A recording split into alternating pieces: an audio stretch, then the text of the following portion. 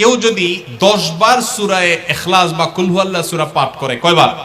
10 বার, রাতে দিনে যে কোনো সময় 10 বার যদি কেউ কুল হুয়াল্লাহ সূরা পাঠ করে, আল্লাহর নবী সাল্লাল্লাহু আলাইহি সাল্লামের হাদিসে ওয়াদা রয়েছে আল্লাহ তাআলা ওই ব্যক্তির জন্য জান্নাতে একটা বিশাল প্রাসাদ নির্মাণ করবেন।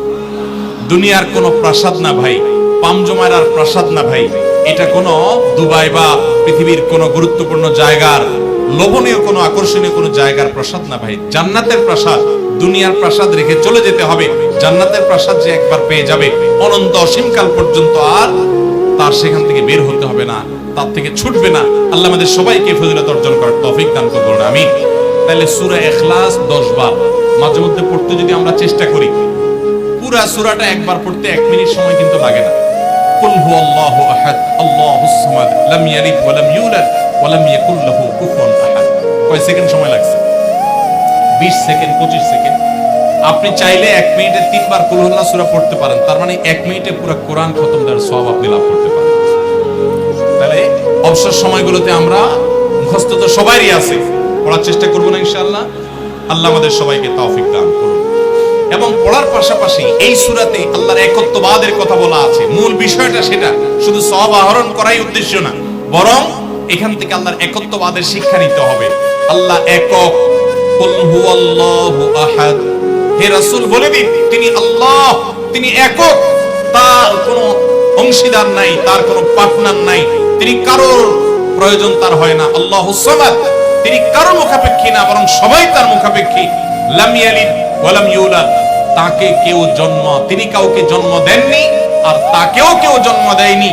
ওয়া লাম ইয়াকুল লাহু কুফুয়ান আহাদ, তার কোনো সমকক্ষ নাই। ভাইরা আমার, আমাদের সমাজে এক শ্রেণীর নাস্তিক আছে, বরং সকল নাস্তিক ইসলাম এবং মুসলমানদের প্রতি বিদ্বেষ লালন করে, তাদের বড় অংশ। এই নাস্তিকদের একটা কমন প্রশ্ন হলো, তারা বলে আল্লাহ যদি আমাদের সবার সৃষ্টিকর্তা হয় তো আল্লাহর সৃষ্টিকর্তা কে? নাউজুবিল্লাহ। এরকম একটা প্রশ্ন নাস্তিকরা করে। নবী সাল্লাল্লাহু আলাইহি সাল্লামকে কোন কোন মুফাসসিরদের মতে এই প্রশ্নটাই করেছিল ইহুদিরা। কারা প্রশ্ন করেছিল? ইহুদিরা।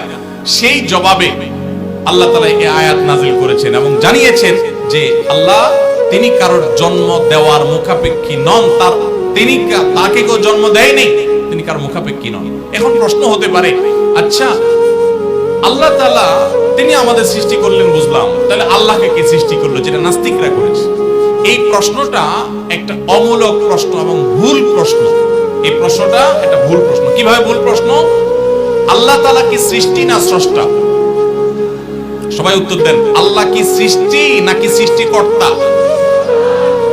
আল্লাহ যদি সৃষ্টিকর্তা হন, স্রষ্টা হন, তাহলে তার আবার যদি সৃষ্টিকর্তা খোঁজেন, সৃষ্টিকর্তার জন্য যদি আবার সৃষ্টিকর্তা খোঁজেন, তাহলে তিনি তো আর সৃষ্টিকর্তা হলেন না, তাহলে তিনি সৃষ্টি হয়ে গেলেন। কথা বুঝেন নাই? যার স্রষ্টা থাকে তাকে সৃষ্টি বলে। আমার একজন স্রষ্টা, এক সত্তা আছে, স্রষ্টা, যিনি আমাকে সৃষ্টি করেছেন, আপনাকে সৃষ্টি করেছেন, তাহলে আমরা হলাম সৃষ্টি। যাকে কেউ সৃষ্টি করে তিনি হলেন সৃষ্টি। আমাদের আল্লাহর যদি আরেকজন স্রষ্টা আপনি খোঁজেন, তার মানে আপনি আল্লাহকে সৃষ্টি মনে করতেছেন। আসলে আল্লাহ তো সৃষ্টি না, তিনি হলেন কে? স্রষ্টা। স্রষ্টার আর কোন সৃষ্টিকর্তার প্রয়োজন। যদি বলেন যে আল্লাহরও আবার সৃষ্টিকর্তা লাগবে, তখন তো প্রশ্ন আসবে সেই সৃষ্টিকর্তার আবার সৃষ্টিকর্তা কে? এইভাবে তো অনন্ত অসীমকাল পর্যন্ত যেতে থাকবে, এটা তো হতে পারে না। এজন্য পৃথিবীর সব কিছু, সৃষ্টি জগতের সব কিছু কোনো কারণ ছাড়া হয় না। এক মহান সত্তা আল্লাহ রাব্বুল আলামিন, তিনি এমন এক সত্তা যে তিনি নিজে সবকিছু সৃষ্টিকর্তা, তাকে কেউ সৃষ্টি করেন নাই। তার আগে চিন্তা করে যদি আপনি হয়রান হন তো আল্লাহর কাছে পানা চাইবেন, বরং এই চিন্তা না করে আপনি আল্লাহর প্রতি ঈমান আনবেন, শয়তান থেকে পানা চাইবেন। এই যে 3 কুল, এই 3 কুলের আমল এত গুরুত্বপূর্ণ যে আপনাকে শয়তান যখন মনের ভিতর আল্লাহর অস্তিত্ব নিয়ে বাজে চিন্তা করায়, আমাদের কাছে যেসব প্রশ্ন আসে আজকাল, শত শত প্রশ্ন আসে যে হুজুর হঠাৎ করে মনের মধ্যে আল্লাহ সম্পর্কে বাজে চিন্তা আসে, খারাপ চিন্তা আসে, খারাপ কথা মনের মধ্যে আসে, এটা শয়তান করা। এটা যখন মনের মধ্যে আসবে, সাথে সাথে আউযু বিল্লাহি মিনাশ শাইতানির রাজিম পড়বেন, এই সূরা ইখলাস, ফালাক, নাস পড়বেন এবং বাম দিকে প্রতীকী থুতু শুয়ের আগায় যে পরিমাণ থাকে এরকম থুতু বাম দিকে যদি নিক্ষেপ করেন এবং আউযু বিল্লাহ পাঠ করেন, আল্লাহ তাআলা শয়তান থেকে পানাহ দান করবেন। এবং মনে রাখবেন, মুসলমানের মনের ভিতরে আল্লাহ সম্পর্কে বাজে চিন্তা আসলে বুঝতে হবে যে ইবলিস হাজির হয়ে গেছে। কে হাজির হয়েছে? ইবলিস আমার মনের ভিতরে কুচিন্তা ঢুকাচ্ছে। এটা মনে হওয়ার সাথে সাথে আমি আরো জোরসে বলবো, কুল হুয়াল্লাহু আহাদ আল্লাহুস সামাদ লাম ইয়ালিদ ওয়া লাম ইউলাদ ওয়া লাম ইয়াকুল লাহু কুফুয়ান আহাদ। আল্লাহ আমাদের সবার ঈমানকে হেফাজত করার তৌফিক দান করুন।